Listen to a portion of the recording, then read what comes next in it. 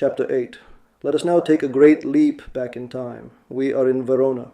The year is 1238. More precisely, we are in Castrom Novum, a village but a few miles from the city. There is a man, a warlord, advancing at a walking pace. He is escorted by his servants. The horse's hooves strike the frozen ground with a sharp, heavy thud. The man is of short stature, a dark-haired runt. He is white as milk and as ugly as an ape. All know who he is, Ezzelino the Third of Romano, called the Terrible, a true scoundrel, a wretched piece of filth. Inside the blacksmith's forge, amidst smoke and sparks, a girl covered in freckles is intent on shoeing a hoof. Her name is Antonina, but all call her Nina. Ezzelino the Third raises his right arm. He commands the halt. The servants pull the reins. The horses stop obediently. White steam rises from their flared nostrils.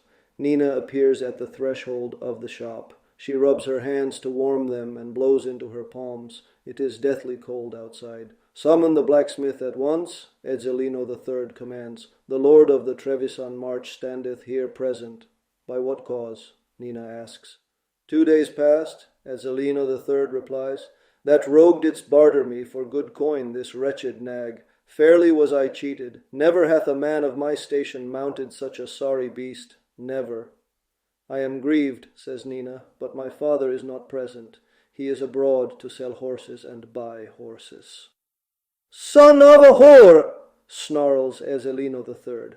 Cunning knave, 'twas thy dear father who peddled me this foul beast, and now I shall demand grand reparation. Nina barely spreads her hands, a gesture to show she knows not what to do. My good lord, at the hour of vespers he shall return. Have patience until his coming, and this mishap shall be cleared. Devils of hell!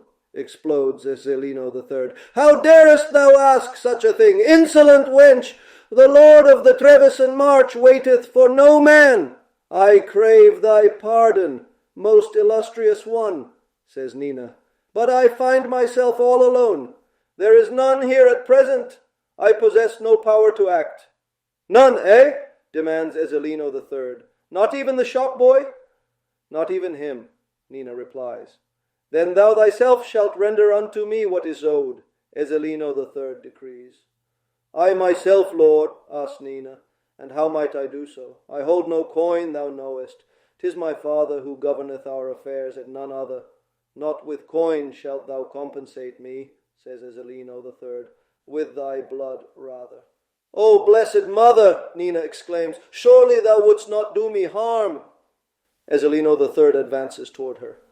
Nina retreats. He advances further. She retreats again, but he moves swifter. Suddenly he clamps his hand around her neck. Nina tries to break free, but Ezzelino the Third presses so hard with his fingers that he chokes the breath from her. Nina turns purple.